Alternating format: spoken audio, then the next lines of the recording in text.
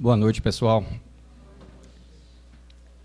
Hoje, mais uma vez, estou aqui para compartilhar com vocês algumas informações e experiências que eu tive há algum tempo e que eu achei interessante compartilhar com vocês, porque é algo que, quando eu tive a oportunidade de ter acesso a essas informações, foi assim muito importante para mim, como pessoa, como um ser que busca o autoconhecimento, e foram informações que me surpreenderam, e eu não me canso de surpreender, como cada vez que a gente aprende, a gente vai vendo que a gente não conhece absolutamente nada de nós mesmos. A gente tem aí vários luminares que tem como frase, né, de efeito: conhece-te a ti mesmo. O Sócrates é tido como um desses, apesar de que essa frase estava escrita nos pórticos do oráculo de Delfos, e quando as pessoas iam lá se consultar para saber sobre o seu futuro, eles davam de cara com essa frase, que diz que a gente deve primeiro se conhecer para que a gente possa entender um pouco do universo e das coisas que nos rodeiam. Mas só que esse conhecimento de si mesmo não é fácil. É uma coisa que é realmente muito difícil.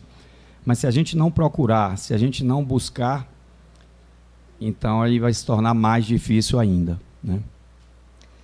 O título que eu dei a essa conversa que nós vamos ter hoje é a Arqueologia do Ser, em homenagem a uma obra de um companheiro espírita lá do Paraná, que escreveu uma obra que eu estava buscando respostas, e por acaso, entre aspas, né, que a gente sabe que o acaso não existe, eu me deparei com ela como uma forma de estabelecer uma ponte entre o que a psicologia estabelece e o que a doutrina espírita, que é uma filosofia que eu entendo como a base de tudo em minha vida especificamente. E eu estava buscando essa resposta e ela veio. Então eu gostaria de compartilhar com vocês a esse respeito. E como o próprio nome já diz, a arqueologia do ser é algo realmente profundo, que vai lá nas nossas origens. E a gente não podia deixar de falar um pouco das nossas origens. E apesar de muita gente não acreditar, mas nós temos alguns livros psicografados e outros que foram escritos por pessoas encarnadas na época, e cientistas inclusive, que falam claramente de que no nosso mundo, há muito, muito tempo atrás, antes mesmo do homem como nós conhecemos, como nós somos existir, já habitava seres de outros planetas. A gente falando nisso aqui em Varginha é uma coisa que não deveria causar nenhuma surpresa, né? Mas há muito, muito tempo, esses seres de outros planetas estiveram aqui na Terra, e quando a gente fala muito, muito tempo, são milhões de anos, né? Com objetivos que a gente não tem ainda a informação, mas um deles certamente contribuir para a evolução daquele ser que estava ainda iniciando sua caminhada no planeta. Um dos livros que a gente teve acesso há muito tempo fala de 500 mil anos atrás, de uma raça chamada Anunnakis, que era um povo de um planeta distante, e que possui, na verdade, uma tecnologia altíssima.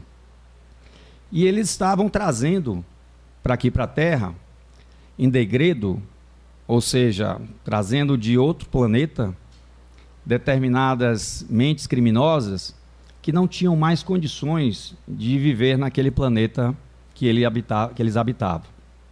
E a Terra, naquela época, como era um planeta primitivo, era um local ideal para que essas mentes criminosas pudessem espiar os seus malfeitos aqui, até que a providência divina estabelecesse que era chegado o momento deles mudarem de orbe. Só que Durante o percurso, ocorreu algumas influências dessas próprias mentes e eles conseguiram escapar da nave e se deslocaram para um planeta que na época existia, que se situava entre Marte e Júpiter. Naquela época, cerca de 500 mil anos atrás, existia um planeta nessa região, nessa órbita. Só que esse planeta era habitado por dois tipos de raças. Uma raça que pode-se dizer relativamente parecida conosco, e uma outra raça de seres que eram totalmente vampirescos, seres que sugavam energias literalmente das pessoas e as matavam com o objetivo de tirar essas energias delas. E ao chegar nesse planeta, eles começaram um processo de tentar dominar o planeta, mas só que os planos deles não deram certo e eles terminaram por destruir totalmente esse planeta. A providência divina, sabendo do que estava acontecendo, mandou retirar todos os seres que ali estavam ainda na dimensão espiritual e aqueles que desencarnaram por ocorrência desse momento, levaram para um outro planeta do nosso orbe, inicialmente Vênus, que ele não é um planeta que pode ser habitado a nível da nossa dimensão, pelo menos da forma como nós conhecemos, para um período provisório.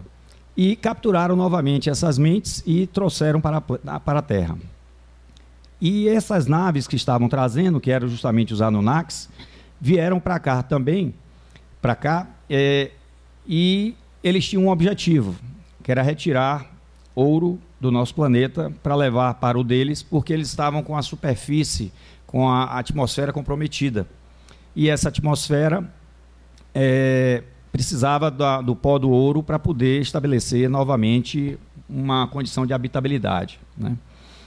Só que eles também estavam presos aqui. E por ocasião desse período,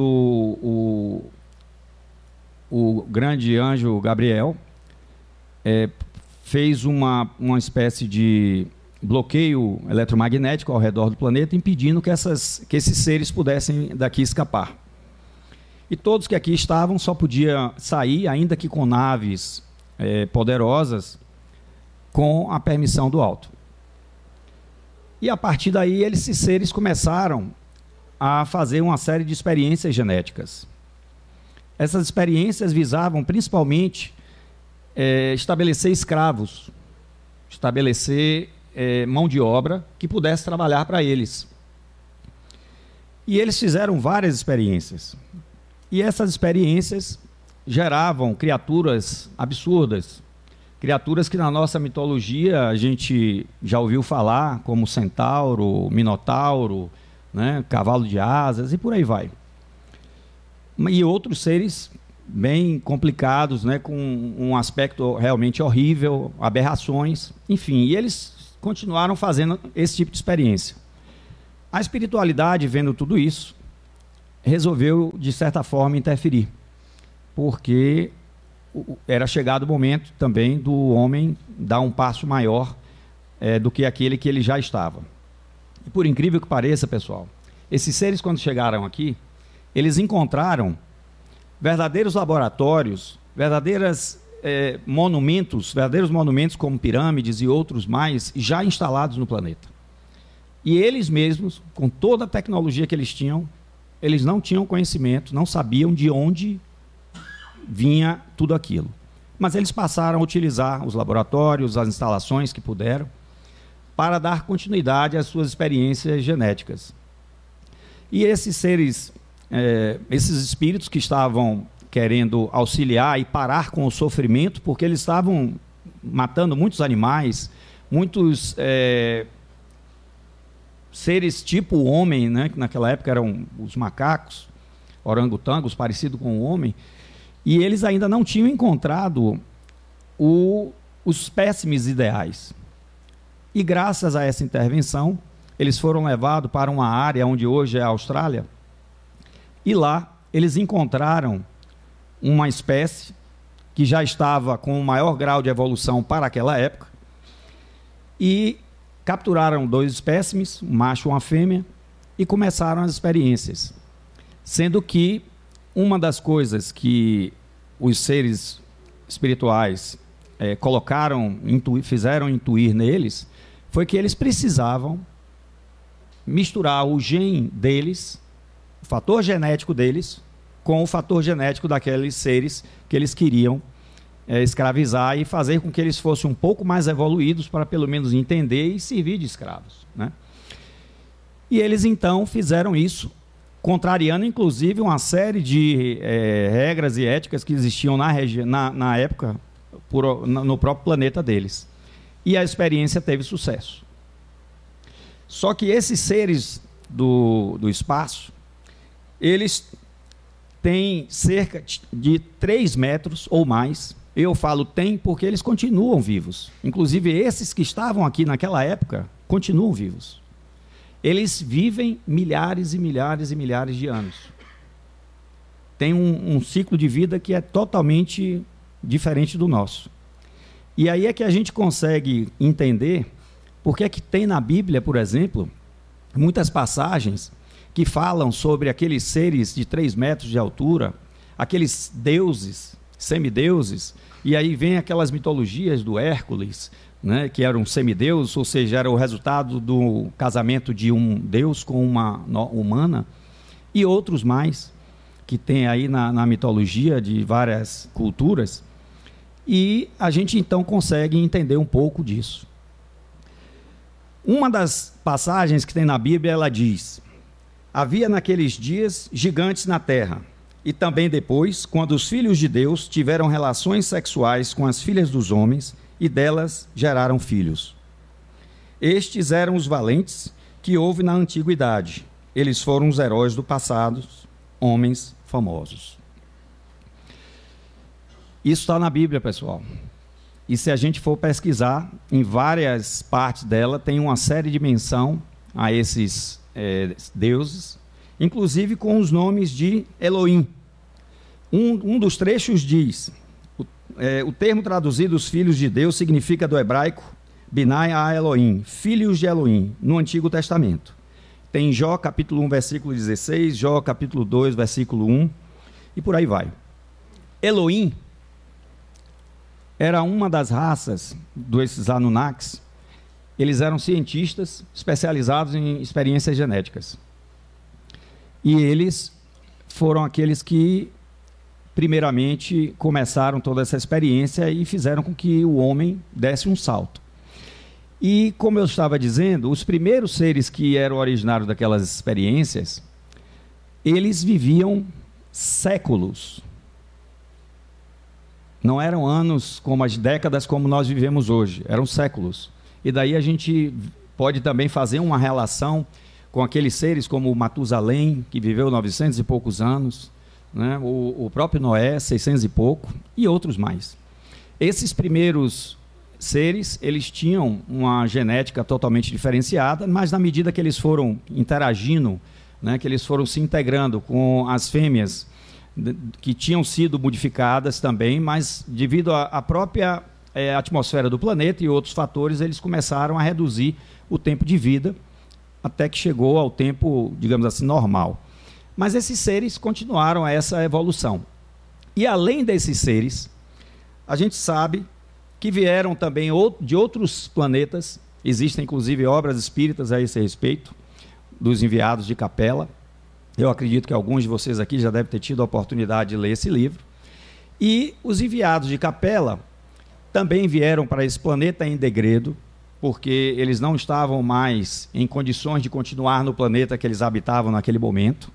Capela, naquela época, estava passando por um processo parecido com o que nós estamos passando nesse momento de transição.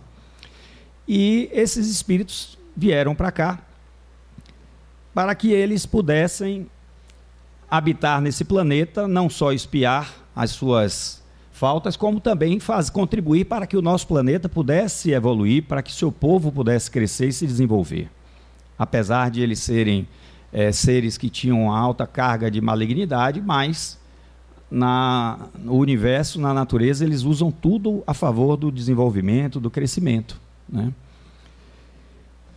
E nessa vinda desses seres de Capela é que entra justamente todo esse processo que eu gostaria de falar com vocês, que é sobre a questão das paixões, as paixões humanas e como elas interagem, como elas nos modificam, como nós somos modificados por essas paixões e não sabemos. Muitas vezes, quando eu comecei esse estudo, eu interpretava que determinadas atitudes que eu tinha era por essa ou aquela situação, por esse ou aquele motivo, e eu dava justificativas por que eu agia dessa ou daquela forma. E na medida em que a gente começa a se experimentar e fazer parte daquele processo de experiência, né? Porque quando a gente vai aplicar um remédio, a gente primeiro tem que tomar a gente mesmo, para ver se é bom e como é que funciona, e depois a gente aplicar nos outros. E aí a gente passou por esse processo, e eu vim entender, com muita surpresa, que vários aspectos da minha personalidade não eram por causa de situações que eu achava que era, e sim porque são traços de personalidade que cada um de nós tem, que é colocado em nós, que é preparado em nós pelos engenheiros siderais, para que nós possamos viver cada etapa da nossa vida, das nossas existências, experienciar cada um, no seu turno, uma determinada característica, para, a partir daí, ir se desenvolvendo.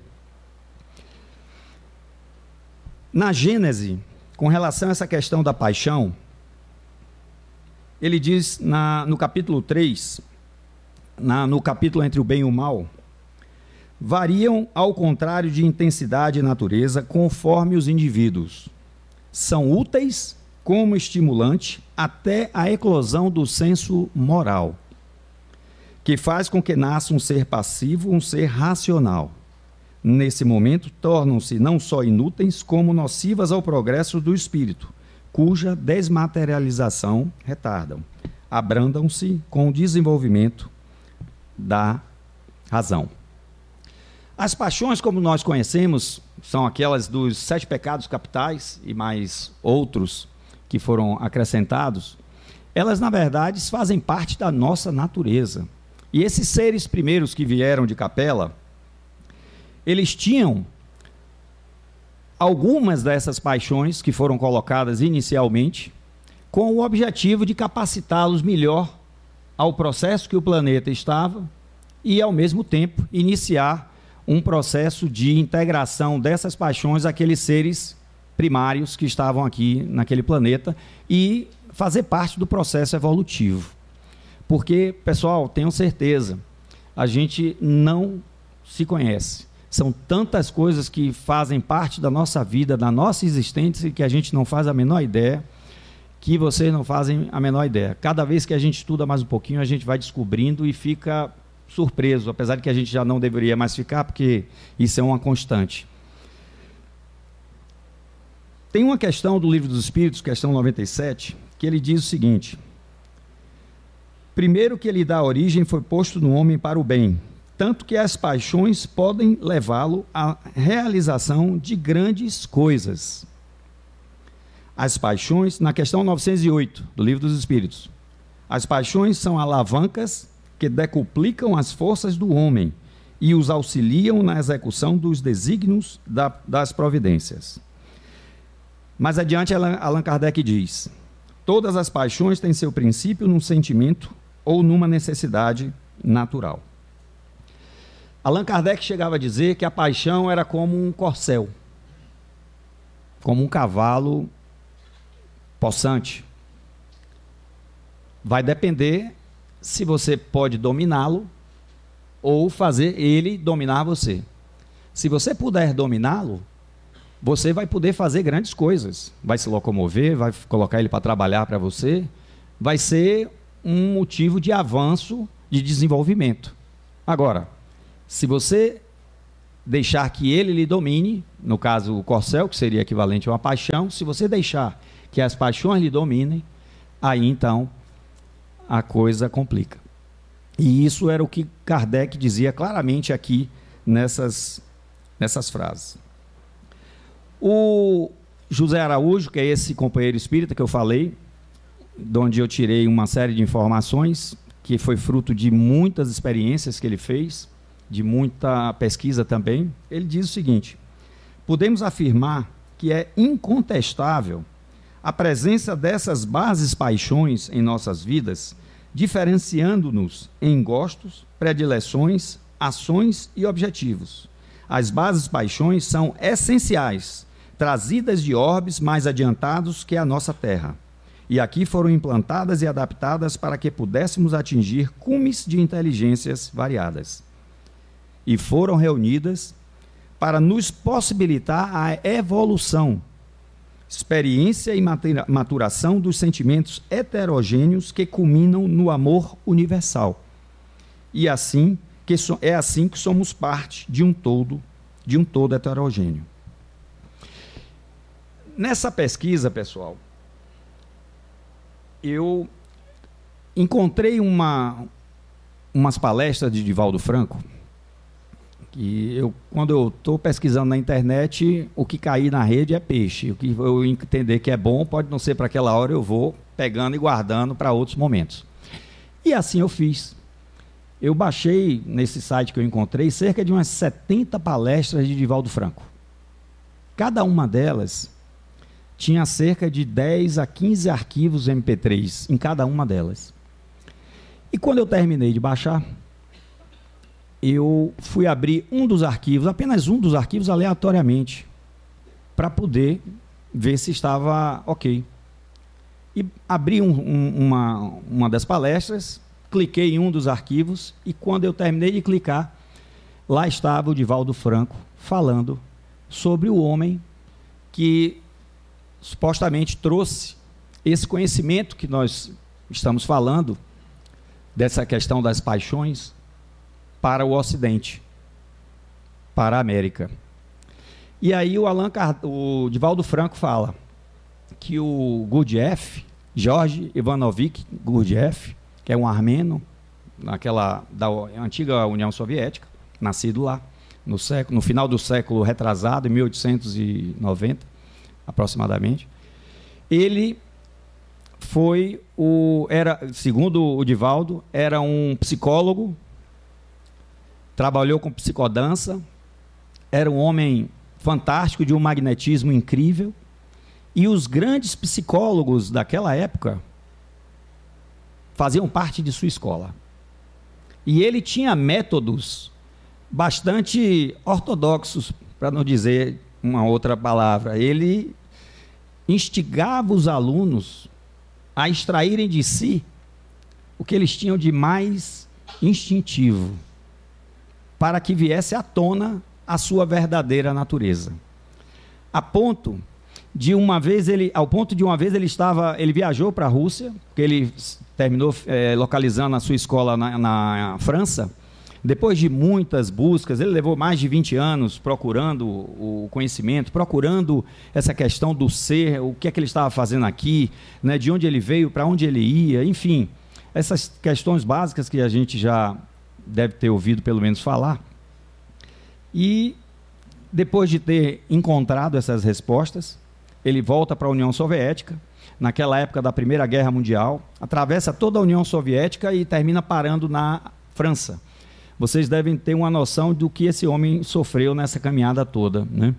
Mas, enfim, os maiores psicólogos da época, segundo o próprio Divaldo Franco, faziam parte de sua escola.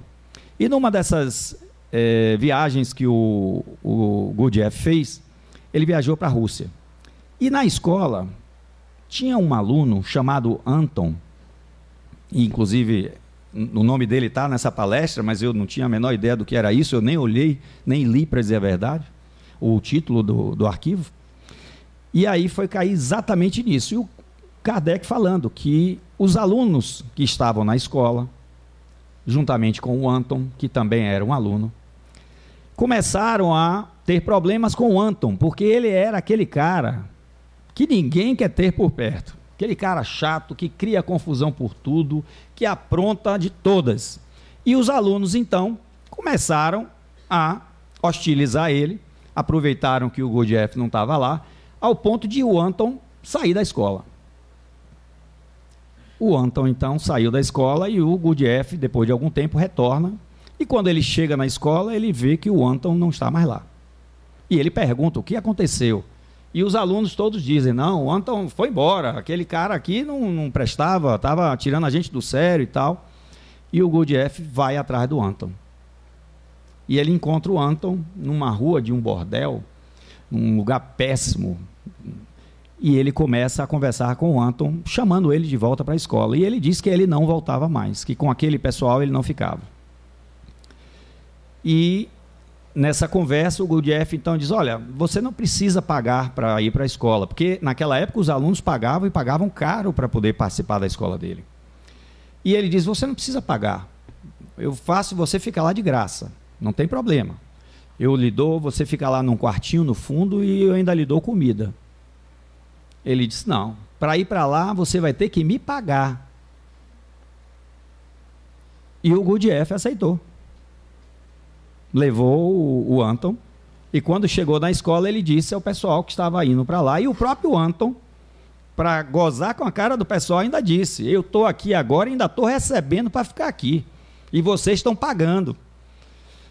O pessoal ficou louco, né, com uma afronta daquela, e foram em cima do Gurdjieff. Aí o Gurdjieff disse a eles que o Anton era extremamente necessário para que eles pudessem expor os seus íntimos, a sua verdadeira personalidade. Pensem em nós. Na rua, nós somos uns santos, uns anjinhos, né? Todo mundo é maravilhoso. Dentro de casa, aí a coisa complica. A gente tira a máscara e mostra mais ou menos como a gente é. É mais ou menos a mesma coisa. O Gurdjieff tinha essa técnica de estimular ao máximo para que as pessoas jogassem para fora. Quando a pessoa se danava e em cima dele, aí ele dizia, agora você mostrou quem você é. E aí a pessoa tinha conhecimento, ela tinha o contato imediato e claro com aquele aspecto da sua personalidade, e então passava a trabalhar aquilo. E essa técnica, que é na verdade um sistema de mapeamento da personalidade, naquela época ela tinha certas, digamos assim, limitações. E para vocês terem uma ideia, não se sabe de onde veio essa técnica. Acredita-se que ela tem 4.500 anos, que era da época dos sumérios, dos babilônios, mas não se sabe. Muita gente diz que o homem descobriu. Esse descobriu dá margem a muita coisa, né?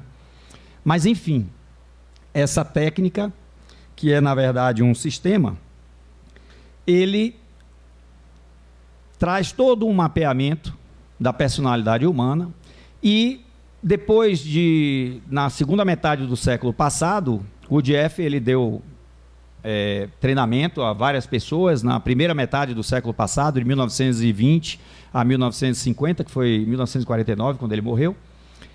E na segunda metade do século, 1980, mais ou menos, um chileno, que é psicólogo chileno, ele viajou e foi encontrar com o mesmo pessoal que o Gurdjieff encontrou na época, que eram os sufis. Não sei se vocês já ouviram falar dos sufis. Eles são um ramo místico do islamismo. E o Islã, esse ramo místico do islamismo, já utilizava e já praticava com muito detalhe, com muita intensidade, toda essa técnica, todo esse sistema para aperfeiçoamento pessoal. Era uma verdadeira escola. E esse Oscar Ichazo foi para lá, aprendeu com os sufis. Quando ele voltou para o Chile, ele foi para o Chile e começou uma escola. Reuniu mais de 50 psicólogos da época, dos Estados Unidos, da América, que fizeram treinamento com ele. E ele, como psicólogo, ele incluiu algumas questões da psicologia contemporânea, ou seja, ele enriqueceu todo o processo que já existia, e um dos seus alunos, o Cláudio Naranjo, que era um chileno, deu uma outra visão a esse sistema que enriqueceu ele mais ainda. E ao longo do tempo ele vem sofrendo algumas mudanças, sempre juntando a psicologia contemporânea, mais a psicologia do passado. Que é uma coisa interessante, é que se fala que a psicologia é uma das mais novas ciências. Não sei se vocês sabem disso, mas a psicologia ela foi considerada ciência na primeira metade do século passado. E por conta disso ela é considerada uma das mais novas ciências. Só que a psicologia, na verdade, ela é a ciência mais antiga que existe. Porque a psicologia, lá nos primórdios, era considerada o quê?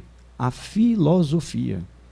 E a gente tinha filósofos como Aristóteles, Platão e por aí vai, que já trabalhavam com esse sistema. O próprio Gurdjieff dizia que nós vivemos, num estado natural que nós estamos aqui agora, nós vivemos em estado de sono. Porque a gente não para pensar quem realmente a gente é. A gente simplesmente reage mecanicamente, de forma automática, aos eventos que nos acontecem. Mas a gente não para analisar, para se analisar, para fazer um exame de consciência.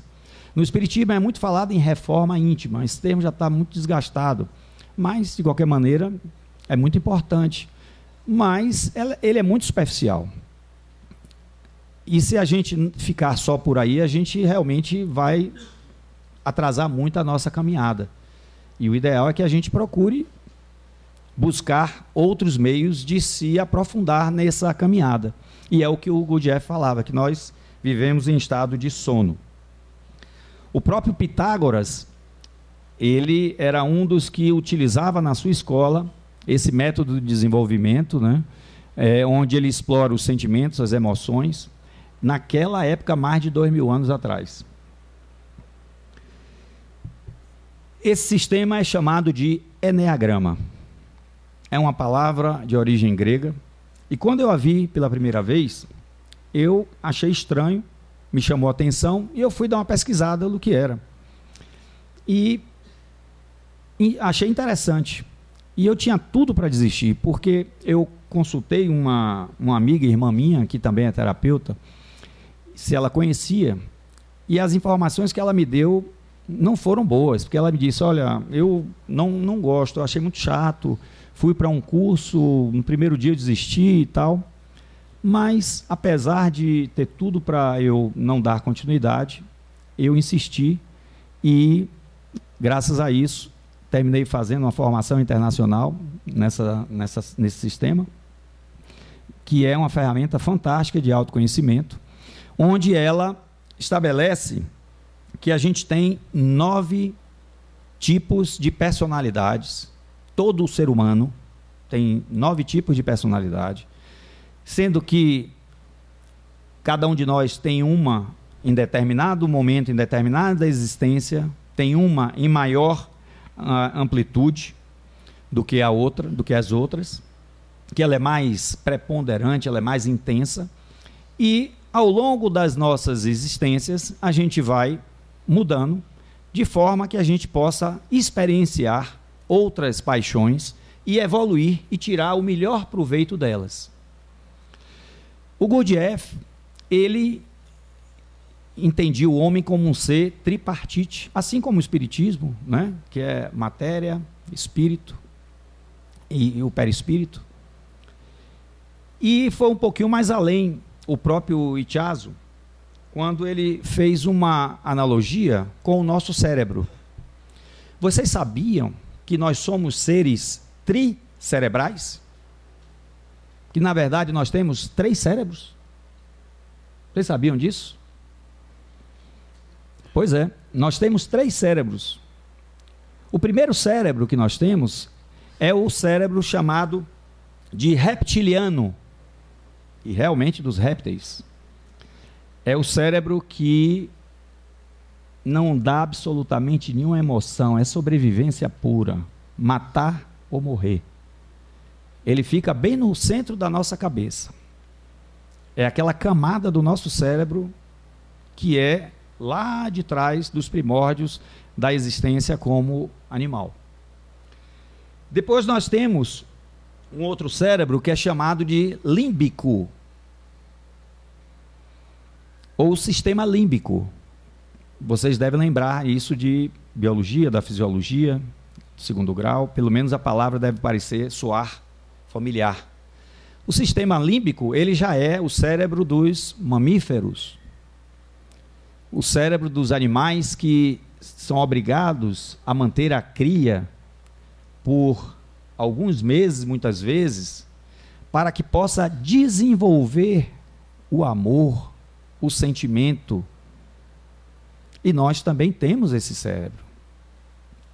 E temos o chamado neocórtex, que fica por cima desses todos, e que é o cérebro que dá a gente a capacidade intelectual, a inteligência. Então nós somos seres que nós trazemos dentro de nós esses três aspectos. Está vendo vocês como a informação é interessante? Vocês, na verdade, não tinham essa informação, eu acredito, ou quase nenhum de vocês tinha, e agora vocês já sabem. E se a gente começar a pensar que a gente tem esses três cérebros, cada um com suas características, então a gente pode dar tratos à bola, né? Pode começar a entender por que é que tem horas que a gente parece tão animal, literalmente. Por que é que a gente toma certas atitudes, depois se arrepende?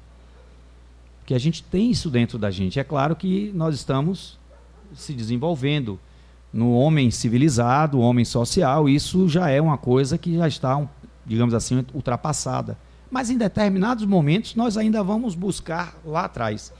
Eu nunca me esqueço quando do mensalão estava sendo julgado e tinha toda aquela situação que eu acredito que muitos de vocês também acompanharam, e o Zé Disseu estava na plenária e tinha aquele senador, que me fugiu o nome agora, que foi quem entregou todo o mensalão, eu vou me lembrar do nome, e ele chegou para Zé Disseu e disse, Roberto Jefferson, obrigado, e ele disse, você faz tirar de mim os instintos mais vis.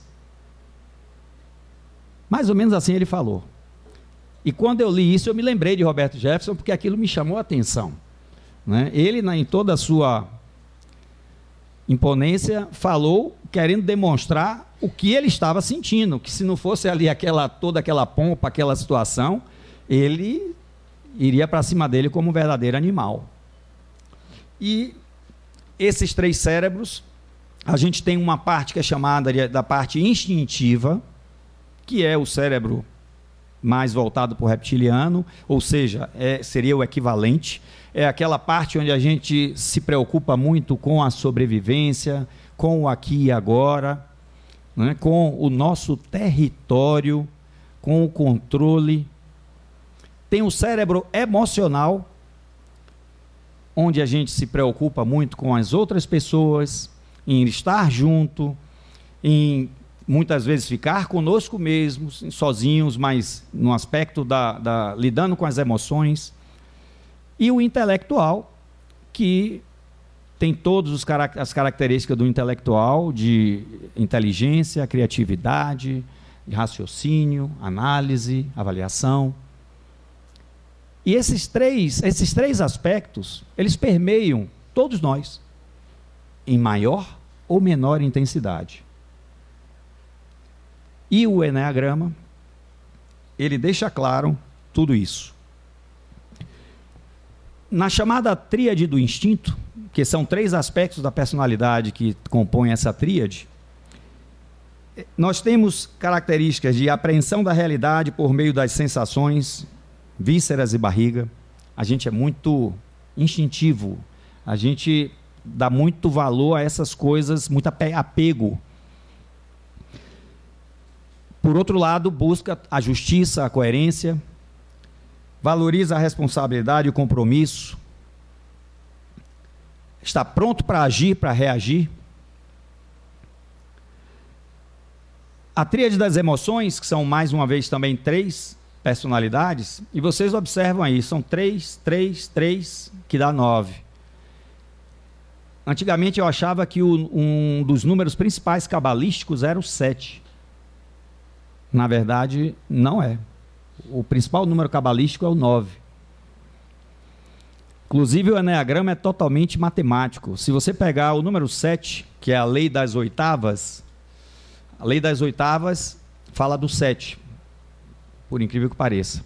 E quando a gente pega o número 7, que nós temos no eneagrama 9 traços de personalidade, sendo que 6 deles fazem parte dessa lei dos 7.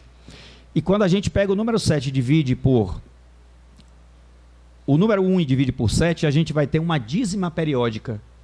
E na medida que você divide 2 por 7, 3 por 7, essa dízima continua a mesma. Depois, se vocês quiserem, façam essa experiência. Os números só vão mudando de lugar. E aí a gente vem lá para trás para os nossos filósofos, matemáticos que fizeram todo esse processo ou que contribuíram com isso. E a gente vê que tem realmente uma fundamentação científica. E hoje o eneagrama ele é comprovado cientificamente por várias universidades, por vários institutos. E na tríade das emoções, como eu estava dizendo, fiz um parêntese, a gente tem a apreensão da realidade por meio do coração. A gente busca se conectar às pessoas. A gente identifica facilmente os sentimentos. As pessoas que fazem parte dessa tríade, elas identificam quando as pessoas estão precisando de uma ajuda. São pessoas que têm essa capacidade, e são algumas delas muito disponíveis. Estão ali para toda a obra. É aquela mãezona, é aquela pessoa que faz tudo para ajudar e esquecendo de si mesma, mas ela ajuda. Essas pessoas, elas têm essa tríade, esse aspecto emocional mais intenso. Nessa encarnação, nessa experiência que ela está vivendo agora. Um dos motivos por que eu queria essa conexão é porque a psicologia, quando você vai estudar esse assunto, ela fala que em função da sua infância, em função do que você passou na sua infância, você desenvolve esse, aquele ou aquele outro aspecto de personalidade. Só que a gente sabe que existe a chamada personalidade congênita. Em terapia de regressão, a gente estuda muito isso, inclusive tem um livro, Obreiros da Vida Eterna, Chico Xavier. Tem um médico desencarnado, o Dr. Barcelos, e ele fala que se o Freud tivesse incluído a reencarnação nas suas teorias, certamente a psicologia estava num outro nível de avanço. E a gente sabe que a personalidade congênita é aquela personalidade que a gente vem trazendo através das várias existências, e esse estudo vem comprovar exatamente isso. Lá nos primórdios, a primeira paixão que foi colocada foi a paixão do medo. Por quê? Porque era necessário para a sobrevivência. Era necessário para que o homem pudesse avaliar corretamente se ele deveria fugir, lutar ou estagnar, paralisar. Depois veio a outra paixão, que é a da vaidade, a paixão de você buscar o novo, de você crescer, desenvolver, porque do mesmo jeito que você tem a vaidade, ela pode ser uma coisa boa, mas ela pode ser ruim também. Mas se você usar o lado bom, é o lado do crescimento, do desenvolvimento, e fez o homem evoluir. A terceira paixão foi a paixão do pacificador. Aquela paixão que é chamada do indolente, da preguiça, não no sentido da preguiça, mas no sentido daquele que prefere olhar as coisas com um ar mais calmo, que prefere esperar um pouco, é um excelente juiz, é um excelente pacificador, é uma pessoa que tem a capacidade de ajustar pessoas que estão em conflito. Ele entra no meio e tem aquela facilidade. Todos nós conhecemos pessoas dessa ou daquela maneira, entre nós também, né? E a partir dessa terceira paixão vieram outras, compondo todo o cabedal do pecado original. Na tríade do intelecto, são aqueles que utilizam o centro mental, a cabeça, a inteligência, a capacidade de raciocínio, de avaliação. Eles são muito mente, esquece um pouco esse lado da emoção, é mais razão do que emoção. E a gente sabe que o ideal é o equilíbrio, né? E a gente vem numa hora como nessa tríade do intelecto, depois no emocional, depois do instintivo, e vai variando, e cada vez que a gente passa por uma dessas, a gente vai evoluindo. E isso tudo, pessoal, é escrito no nosso perispírito. É programado no nosso perispírito, e claro, as experiências que nós vamos viver, desde criança, quando nós reencarnamos, elas vão solidificar, vão potencializar aquilo que já estava programado. Nada acontece por acaso. E tudo isso, pessoal, nos diz o quê? A gente precisa praticar, precisa descobrir quem nós somos. A gente vem sempre colocando essa questão aqui, e eu não me canso de fazer isso porque, em meu caso, pessoalmente, isso é uma busca constante. Eu faço disso a minha vida. E a gente sabe o quanto é difícil, o quanto é complicado a gente percorrer esse caminho. E se a gente não fizer nada, é pior ainda. A gente está no momento da evolução do nosso planeta de transição. Não sei se todos vocês sabem, mas a gente está num processo de transição. Tem muita coisa acontecendo que a gente tem conhecimento, tem muita coisa acontecendo que nós não fazemos a menor ideia, e tem muita coisa que vai acontecer e que vai depender de nós o que é que vai acontecer com cada um. Se a gente ficar sentado esperando que aconteça, tenha certeza que vai acontecer. Só para vocês terem uma ideia, eu vou citar aqui rapidamente os valores e crenças de cada personalidade dessa. A personalidade que é chamada do número 9, que é o pacificador, o anseio dele é não viver perda ou conflito, detesta conflito, quer ficar em paz com todo mundo, foge de uma briga como o diabo foge da cruz. Se depender dele, ele vai e empurra com a barriga. Estou vendo que vocês estão se futucando aí, né? Alguns estão aí se percebendo. O número 1, que é o perfeccionista, é aquele que, se depender... Eu conheço uma pessoa que até as calcinhas era degradê, por cor. As camisas, as calças, degradê. Ele quer tudo organizado, é o olho do chefe. Ele bate o olho, ele vê o defeito. Ele pode estar um quadro maravilhoso, ele vai ver o cocô da mosca ali no quadro, ele vai ver. Ele não vai ver o quadro. O segundo, que é aquele que utiliza mais as emoções, que é o ajudador, que gosta de ajudar a todos, o desejo dele é ser amado. E porque ele quer ser amado, ele ajuda todo mundo. Ele está sempre pronto. Você diz, e ele já está ali para lhe ajudar. Agora, ele gosta de, ele ou ela, né? Gosta de pedir em troca. Você tem que reconhecer. Aquela mãezona que, na hora que você faz algo que ela não quer, ela aí faz aquela chantagem emocional, faz aquele drama, né? O 3, que é o vaidoso, o anseio dele ser valorizado. Ele quer ser valorizado, ele quer crescer. É aquela pessoa que só gosta de usar roupa cara, com aqueles bichinhos que significam marca, né? O celular dele é um iPhone, o carro é aquele último tipo. O 4, que é aquele que tem uma personalidade mais criativa, mas é o invejoso, ter uma identidade. Esse é aquele dramático. Eu me lembro daquela raposa, daquele desenho, né, que, ó vida, ó dor.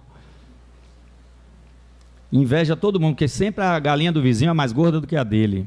Por outro lado, são excelentes pintores, eles criam com uma facilidade tremenda, são artistas. Se eles souberem dominar esse lado negativo, são artistas fantásticos, que dão uma contribuição enorme para a humanidade. Todos eles, todos nós temos, todas essas personalidades têm um lado negativo e um lado positivo, que o ideal é o quê? É a gente minimizar o negativo e potencializar o positivo, né? O 5, o anseio dele é ser capaz. Ele está do lado já dos intelectuais. Ele é aquele cara que devora livros. Antigamente, na minha época, era chamado de CDF. Hoje em dia esse termo não é muito mais usado, né? Hoje em dia o pessoal usa mais nerd, né? Aportuguesando. É aquele cara que come livro, que só quer viver estudando, e ele acha que com o saber ele vai conseguir o que ele quer, o que ele anseia, né? Quer ser capaz. O 6, que é aquele que tem medo, é um excelente policial.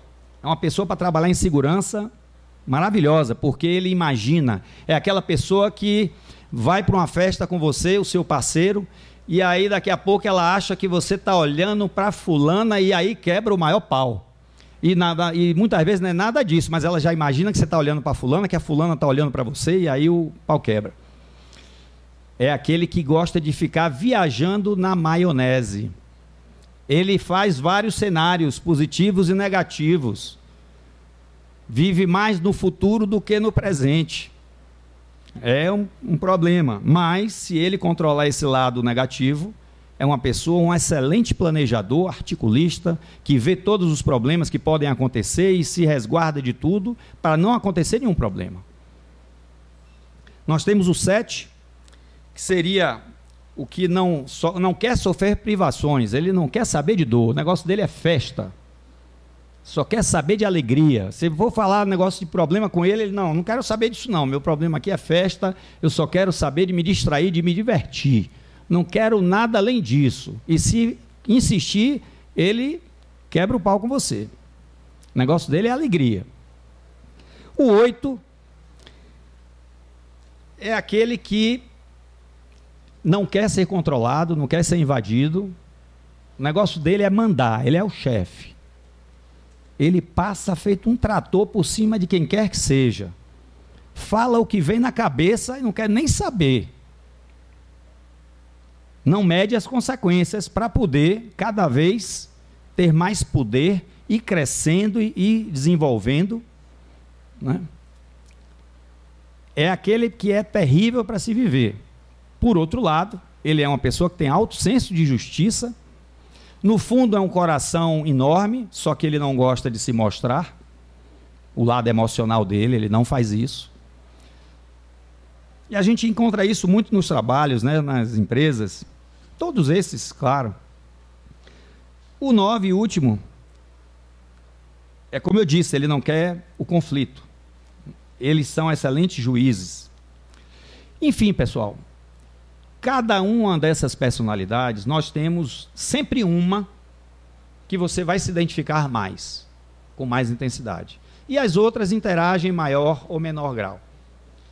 E não pense que você é assim por isso ou por aquilo, porque você teve um pai assim ou uma mãe assim, porque você não quer brigar com sua mulher, porque não quer se separar ou porque vai criar uma confusão. Não. É porque aquilo está escrito no DNA da sua personalidade. Aquilo foi colocado lá. E se você conhecer todas as características daquele traço, você vai se conhecer melhor, vai ver os lados negativos, o lado positivo, o que é que você pode fazer, e a inter-relação com os outros, porque também nós temos um pouco de cada um, e também em maior ou menor grau.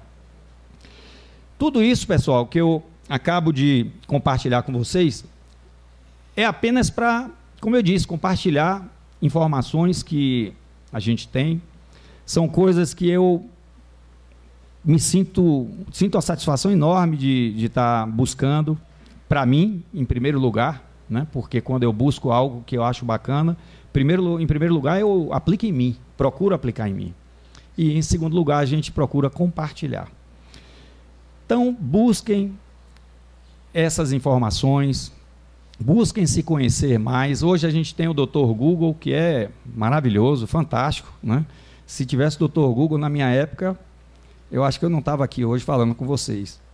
A gente devia estar aí bem mais à frente, porque é uma facilidade da informação, do conhecimento, que, infelizmente, essa criançada, esses adolescentes usam mais no sentido negativo. E aqueles maiores não têm tempo para poder fazer isso. Vamos botar a cabeça para funcionar, pessoal, e procurar modificar essa realidade que só depende de nós. Tá ok? Muito obrigado. Espero que vocês tenham entendido aí a mensagem, pelo menos compreendido um pouco aí do que a gente quis compartilhar. Boa noite a todos.